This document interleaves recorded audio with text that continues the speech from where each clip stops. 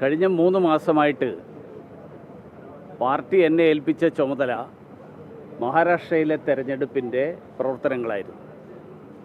അതുകൊണ്ട് പാലക്കാടും ചേലക്കരയും വയനാട്ടിലുമൊക്കെ പ്രചരണത്തിന് പോയി എന്നുള്ളതിനപ്പുറത്ത് വിശദാംശങ്ങൾ എനിക്ക് അറിയില്ല.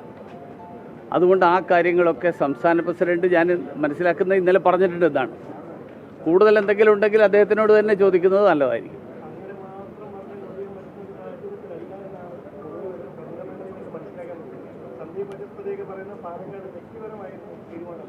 എന്നോടൊന്നും പറഞ്ഞില്ല സഞ്ജീവ് വനസ്പതി.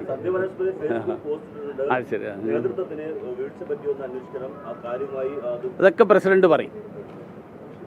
ശരി, മഹാരാഷ്ട്രയെക്കുറിച്ച് നിങ്ങൾക്ക് എന്തൊക്കെ അറിയാനുണ്ടോ ഞാൻ പറഞ്ഞുതരാം.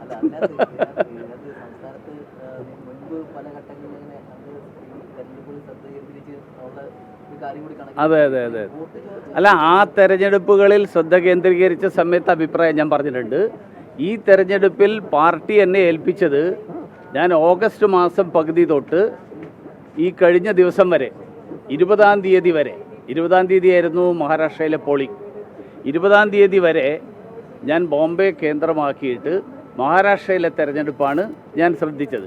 അതുകൊണ്ട് ഇവിടെ എന്തൊക്കെയാണ് പ്ലാൻ ചെയ്തത്, എന്തൊക്കെ നടപ്പിലായി, എന്തൊക്കെ നടപ്പിലായില്ല, അതൊക്കെ പാർട്ടി വിലയിരുത്തും. ഇനി ഈ ഘട്ടത്തിൽ എന്തെങ്കിലും പറയാനുണ്ടെങ്കിൽ അതെന്തായാലും ഇന്നലെ പറഞ്ഞതിന് അപ്പുറത്ത് എന്തെങ്കിലും പറയാനുണ്ടെങ്കിൽ പ്രസിഡന്റ് പറയും. അല്ല, അത് തന്നെയാണല്ലോ പറഞ്ഞത്, അതാണ് പ്രസിഡന്റ് പറയുന്നത്.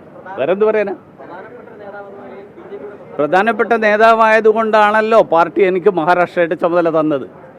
അതുകൊണ്ട് മഹാരാഷ്ട്രയെക്കുറിച്ച് നിങ്ങൾക്കറിയാൻ താല്പര്യമുണ്ടെങ്കിൽ ഞാൻ പറഞ്ഞുതരാം.